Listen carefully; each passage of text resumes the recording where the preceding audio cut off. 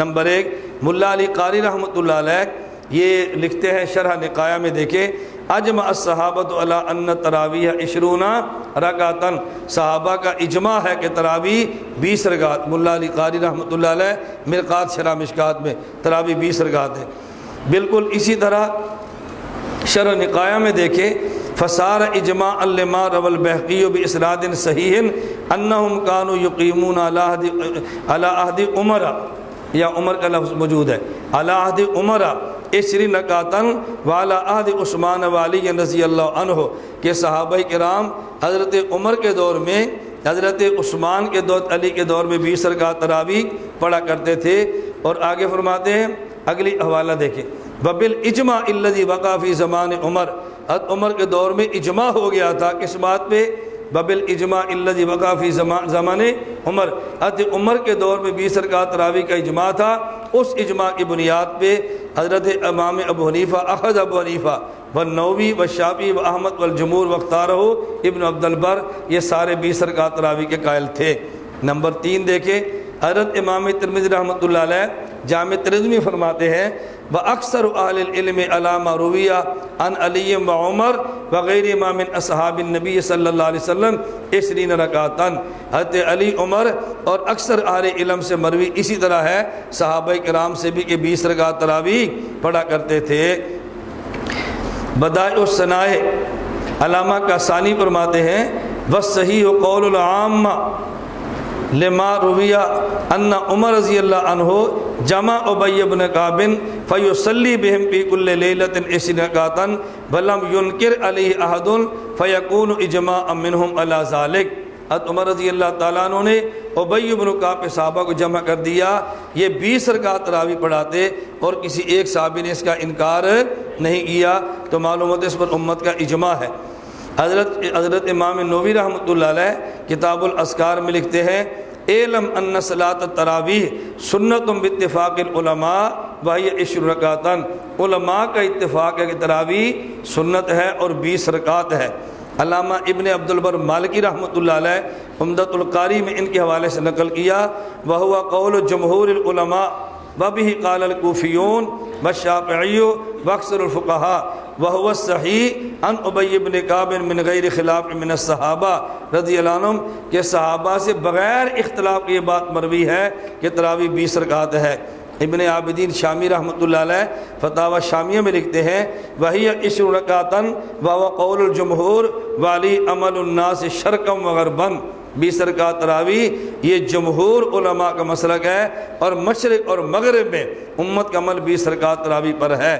تو جس مسئلے پر عمل خلفائے راشدین کے دور میں ہو، صحابہ کرام کے دور میں ہو، تابعین کے دور میں ہو اور امت کا اجماع ہو، ہم بھی اسی مسئلے کے قائل ہیں اور 20 رکعت تراویح کے قائل ہیں۔ اور گزشتہ دور میں بڑے بڑے مراکز علم، نمبر 1 مکہ، نمبر 2 کوفہ، نمبر مدینہ، نمبر 3 کوفہ اور نمبر 4 بصرہ، ان مراکز علمی میں بھی جو تراویح تھی وہ 20 رکعت تراویح۔ مکہ کے بارے میں دیکھیں حضرت امام مالک رحمۃ اللہ علیہ سے نیت الاوتار میں ہے باب مکہ ب23، مکہ مکرمہ میں تراویح 20 رکعت اور 7 وتر آپ ملائیں گے نا تو پھر یہ بن جائیں گے 23۔ بالکل یہ مصنف ابن ابی شیبہ حضرت ادرکت الناس وهم یصلون 23 رکعت پیچھے گزر چکا ہے۔ حضرت امام شافعی رحمۃ اللہ علیہ کے بارے میں بھی کہ یہ بھی فرماتا ہے کہ میں نے اہل مکہ کو پایا کہ وہ تراویح 20 رکعت پڑھتے تھے۔ آگے حوالہ بھی جامع ترمذی کے حوالے سے موجود ہے۔ حضرت امام شافعی فرماتے ہیں ہاکذا ادرکت ببلدنا مکہ، میں نے اسی طرح مکہ والوں کو پایا یصلون 20 رکعتاً کہ وہ تراویح 20 رکعت پڑھا کرتے تھے۔ اور مدینہ منورہ کے بارے میں مصنف ابن ابی شیبہ میں ہے کان ابن ابی ملیکہ یصلی بنا فی رمضان 20 رکعتاً، اور ابن ابی ملیکہ مدینہ منورہ کے فقیہ ہے۔ تراویح 20 رکعت مکہ کی بھی ہے اور تراویح 20 رکعت مدینہ منورہ کی بھی ہے۔ یہاں ایک حوالہ ذہن میں رکھ لیں جو مصنف ابن ابی شیبہ میں ہے داؤد بن قیس رحمۃ اللہ علیہ کے حوالے سے، وہ فرماتے ہیں ادرکت الناس بالمدینہ، میں نے مدینہ منورہ میں لوگوں کو دیکھا فی زمان عمر بن عبد العزیز، عمر بن عبد العزیز کے دور میں، ابان بن عثمان کے دور میں، یصلون 36 رکعتاً ویوترون ب30، یہ 36 رکعت تراویح پڑھتے اور 3 رکعت وتر پڑھتے تھے۔ اب عام آدمی سمجھتا ہے کہ 36 رکعت تراویح کا مطلب کیا تھا؟ الحاوی للفتاوی میں امام سیوطی نے وضاحت فرما دی ہے، 36 رکعت کا مطلب یہ ہے اہل مکہ تراویح 20 پڑھتے اور ہر 4 رکعت تراویح کے بعد طواف کر لیتے اور پھر 2 رکعت طواف کے نفل پڑھ لیتے تھے۔ تو مدینہ والے کہتے نہ ہمارے پاس کعبہ کہ ہم طواف کریں مدینہ میں، اور جب طواف نہیں، طواف کے بعد 2 رکعت بھی نہیں، تو یہ لوگ طواف کے بدلے میں 4 رکعت پڑھ لیا کرتے تھے۔ طواف کے بدلے میں اہل مکہ 4 رکعت تراویح، اس کے بعد پھر 2، اس کے بعد طواف، اور طواف کے بعد 2 نفل۔ تو یہ 2 نفل تو طواف کے تھے نا۔ اہل مدینہ کہتے ہیں ہم طواف نہیں کر سکتے، ہم اس کے بدلے میں 4 رکعت نفل پڑھ لیتے ہیں۔ تو 4 اور 4 8، پھر 4 اور 4 8، پھر 4 اور 4 16، اور 16 جب پڑھے تو 32 ہو گئے۔ کتنے ہو گئے؟ 32۔ آخر میں 4 پڑھے تو 36 ہو گئے۔ اب 36 کے بعد وہ طواف نہیں کرتے تھے اور یہ 4 رکعت نہیں پڑھتے تھے، اس کے بعد 3 رکعت وتر پڑھ لیا کرتے۔ تو اہل مکہ ہر 4 تراویح کے بعد طواف اور طواف کے 2 نفل پڑھ لیتے۔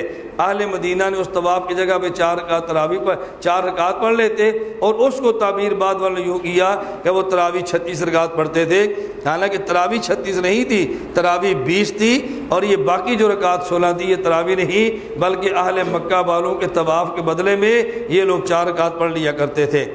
اہل کوفہ کا عمل بھی یہی ہے۔ حضرت ابراہیم بن یزید نخعی فرماتے ہیں الناس کانوا یصلون 5 تراویحات فی رمضان، کتاب الآثار، کتاب الآثار میں ہے کہ اہل کوفہ 5 تراویح پڑھتے، 5 کو 4 سے ضرب دو تو 20 بنتے ہیں۔ اس کا معنی اہل کوفہ کا عمل بھی یہ تھا، یہ 20 رکعت پڑھا کرتے تھے تراویح۔ اہل بصرہ کا عمل قیام اللیل المروزی میں ہے۔ حضرت یونس بن عبید فرماتے ہیں ادرکت مسجد الجامع، میں نے جامع مسجد بصرہ کو دیکھا قبل فتنۃ ابن الاشعث یصلی بہم عبد الرحمن بن ابی بکر و سعید بن ابی الحسن و عمران العبدی کانوا یصلون 5 تراویح۔ یہ تراویح سے مراد تراویحات، یعنی 5 تراویح 20 رکعت تراویح پڑھا کرتے تھے۔ اہل مکہ کا عمل 20 رکعت، اہل مدینہ کا 20، اہل کوفہ کا 20 اور اہل بصرہ کا 20۔